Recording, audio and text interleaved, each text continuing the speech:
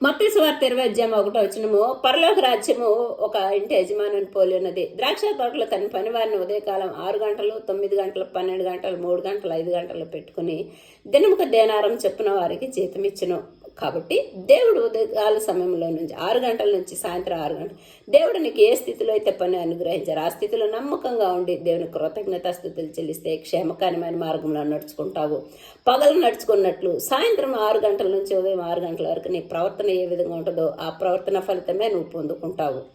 తినుటకు త్రాగుటకు కూర్చున్నారు, ఆడుటకు లేచారు, రక్షణ కోల్పోయారు. శరీరం వ్యసనాలకు అప్పచెప్పారు, దేవుడిచ్చే బహుమానాన్ని పొందుకోలేకపోయారు.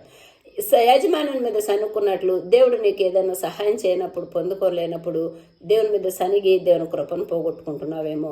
నీకు ఫలితం నీ దగ్గర నిలిచి ఉండాలంటే నువ్వు యేసయ్య మార్గంలో కనికరం కలిగి ఉండాలా, క్షమాపణ కలిగి ఉండాలా, ప్రేమ కలిగి ఉండాలా, తీర్పు తెచ్చు